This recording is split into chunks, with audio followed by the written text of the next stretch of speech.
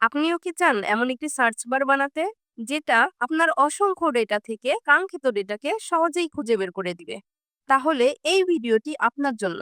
এই ভিডিওটি আমাদের একটি শর্টসের এক্সপ্লেনেশন ভিডিও। চলুন শুরু করে দেই। এখানে আমরা বেশ কিছু ফলের সেলস ডাটা নিয়েছি। এগুলোর জন্য আমরা ডাইনামিক সার্চ বার বানাবো। নিউ একটা শীট নিয়ে নিব।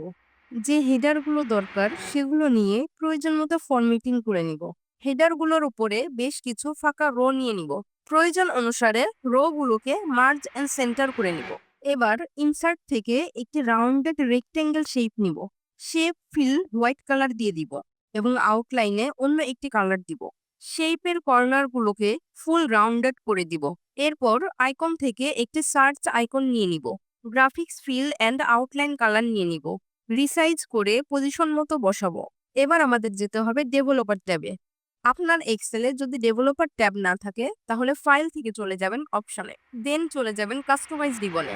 মেইন ট্যাব অপশন থেকে ডেভেলপার ট্যাবে টিক মার্ক করে ওকে করে দিন। তাহলে ডেভেলপার ট্যাবটি চলে আসবে।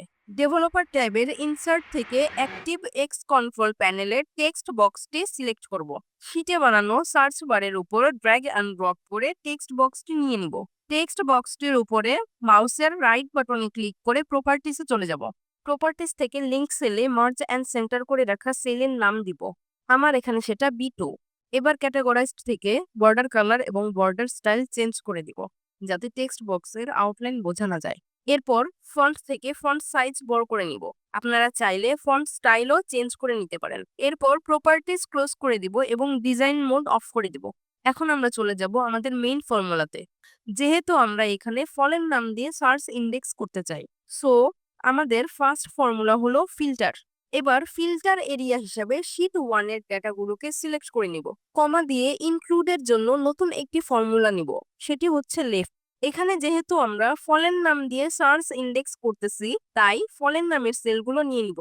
আমরা জানি লেফট ফর্মুলাতে ওয়ার্ড কাউন্ট দিতে হয়, তাই আমরা আরেকটি ফর্মুলা নিয়ে নিব। আর ফর্মুলাটি হচ্ছে লিন। লিন লিখে ফার্স্ট ব্র্যাকেট দিয়ে আমরা মার্জ অ্যান্ড সেন্টার করা সেলটিকে নিয়ে নিব। এবার ব্র্যাকেটটি দুইবার ক্লোজ করে দিব।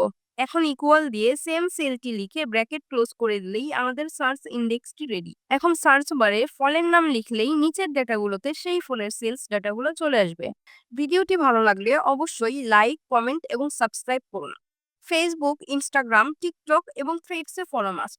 পরবর্তী ভিডিওতে আবার দেখা হবে। সবাই ভালো থাকবেন। আল্লাহ হাফেজ।